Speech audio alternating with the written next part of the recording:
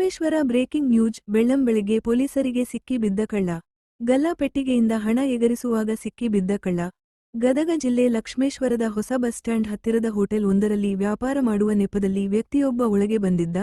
ಗಲ್ಲಾ ಪೆಟ್ಟಿಗೆ ಹತ್ತಿರ ಯಾರೂ ಇಲ್ಲದನ್ನು ಗಮನಿಸಿ ನೇರವಾಗಿ ಗಲ್ಲಾ ಪೆಟ್ಟಿಗೆಗೆ ಕೈ ಹಾಕಿ ಸಿಕ್ಕಷ್ಟು ಹಣವನ್ನು ದೋಚಿಕೊಂಡು ಪರಾರಿಯಾಗಲು ಯತ್ನಿಸಿದ ಘಟನೆ ಶುಕ್ರವಾರ ಜರುಗಿದೆ.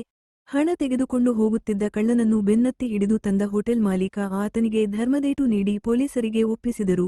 ಪೊಲೀಸರು ಕಳ್ಳನನ್ನು ಠಾಣೆಗೆ ಕರೆದುಕೊಂಡು ಹೋಗಿ ವಿಚಾರಣೆ ನಡೆಸಿದ್ದಾರೆ. ಬೆಳಿಗ್ಗೆಯೇ ಘಟನೆ ನಡೆದಿರುವುದು ಅಂಗಡಿ ಮಾಲೀಕರಲ್ಲಿ ಅಚ್ಚರಿ ಮೂಡಿಸಿದೆ. ವರದಿ ನಾಗರಾಜ ಹಣಗಿ, ಪ್ರಜಾಧ್ವನಿ, ಲಕ್ಷ್ಮೇಶ್ವರ.